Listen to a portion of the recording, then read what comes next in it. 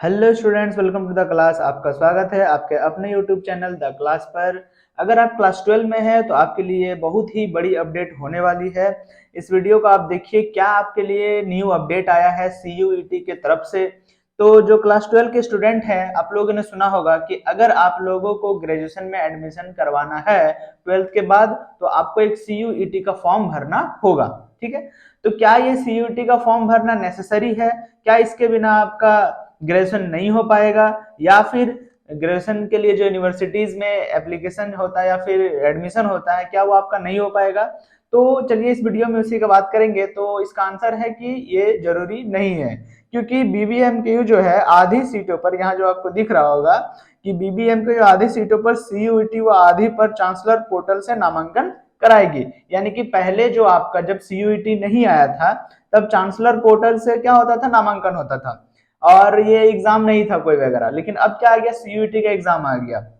तो क्या सिर्फ CUET से ही हम ग्रेजुएशन कर सकते हैं? क्या इसके अलावा हम डायरेक्ट एडमिशन करा कर नहीं कर सकते हैं? तो इसका आंसर है कि हाँ, आप डायरेक्ट एडमिशन करा के भी ग्रेजुएशन कर सकते हैं, क्योंकि BBMKU यूनिवर्सिटी जो है वो आपका 50% सीट रिजर्व रख रही है चांसलर पोर्टल से एडमिशन कराने के लिए। यानी कि जो आधी सीटें हैं, आधी सीटें आप बिना CUET के फॉर्म भरे ही एडमिशन करा सकते हैं ग्रेजुएशन के लिए।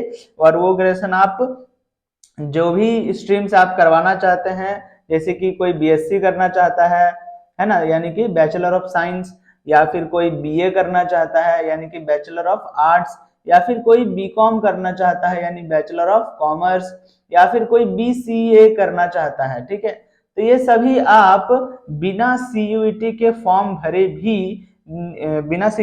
भरे भी आप इन पर एडमिशन करा सकते हैं BBMKU यूनिवर्सिटी में। क्यों? क्योंकि 50% सीट जो है BBMKU आरक्षित रख रही है चांसलर पोर्टल से नामांकन कराने के लिए।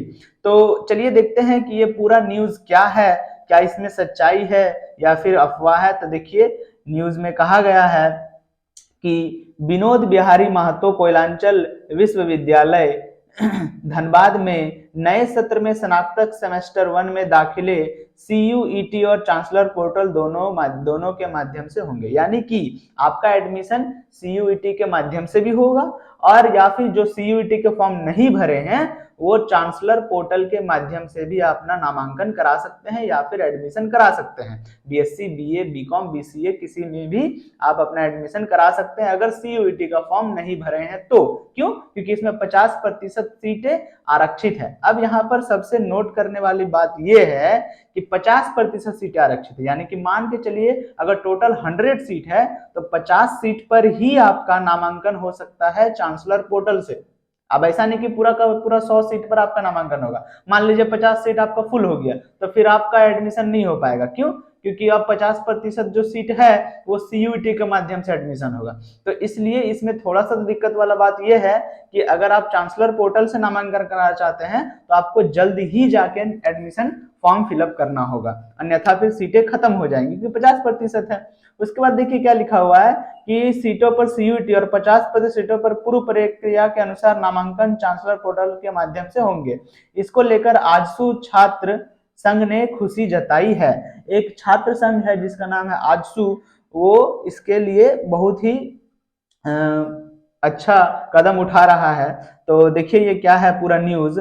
उसके बाद कह रहा है कि आजसू छात्र संघ के BBMKU अध्यक्ष विशाल महतो ने कहा है कि नामांकन में CUET की बाध्यता खत्म करने की मांग सबसे पहले और इकलौते छात्र संगठन आजसू ने की थी। इसके बाद BBMKU ने 50% सीटों पर चांसलर पोर्टल से और 50% पर CUET के माध्यम से नामांकन लेने की घोषणा की है। तो जो आजसू छात्र संघ जिसका अध्यक्ष आपका है विशाल महतो, इन्होंने ही पहला कदम बढ़ाया था कि चांसलर पोर्टल के माध्यम से भी एडमिशन किया जाए, पूरा 100% CUET के माध्यम से एडमिशन ना किया जाए। और इसका एक परिणाम आपको मिल रहा है कि BBMKU वाले मान गए हैं कि 50% जो सीट है वो चांसलर पोर्टल के यानी कि डायरेक्ट आपका एडमिशन होगा, लेकिन सिर्फ 50% सीट पर ही, क्योंकि 50% सीट आपका CUET से एडमिशन लेगा। उसके बाद देखिए क्या लिखा हुआ है कि लेकिन BBMKU प्रशासन पहले स्पष्ट करे कि CUET के बाद काउंसलिंग की जाएगी या नहीं। तो तो आई थिंक काउंसलिंग की जाएगी, क्योंकि 50% सीट जो CUET के माध्यम से एडमिशन होगा, तो बिना काउंसलिंग का एडमिशन नहीं हो सकता है। या फिर CUET के स्कोर कार्ड को इंटर के अंकों से प्रतिस्थापन किया जाएगा और चांसलर पोर्टल से ही नामांकन लिया जाएगा। अब ये देखने वाली बात है, अगर मान लीजिए आपका काउंसलिंग नहीं करता है तो CUET का जो मार्क्स है वो आपका 12th के मार्क्स में रिप्लेस हो जाएगा और फिर डायरेक्ट एडमिशन होगा, यानी कि 100% सीट पर आपका डायरेक्ट एडमिशन हो सकता है। लेकिन इस पर अभी पूरा स्पष्ट नहीं बताया गया है क्या करेगा। इस तरह अभी स्पष्ट की स्थिति नहीं है। हमारी मांग है कि UG PG के नामांकन में 100% CUET की बाध्यता को खत्म की जाए।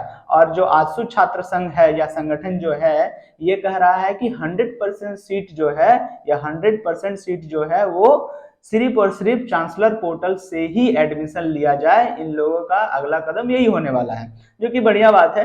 ये क्यों हम अलग से फी भरेंगे, है ना, CUET का एग्जाम के लिए, फिर उसके बाद हमारा ग्रेजुएशन का एडमिशन होगा, ये एक्स्ट्रा फी हम लोगों को लग रहा है और ये कोई नहीं है, क्योंकि पहले ऐसा कोई भी एग्जाम नहीं हुआ करता था। डायरेक्ट आप BSc में एडमिशन ले सकते थे चांसलर पोर्टल के थ्रू। लेकिन अब क्या कह रहा है कि CUET का आपको एग्जाम देना पड़ेगा, उसके लिए अलग से फी दीजिए। ये बस पैसा कमाने का एक जरिया बन चुका है इन लोगों का।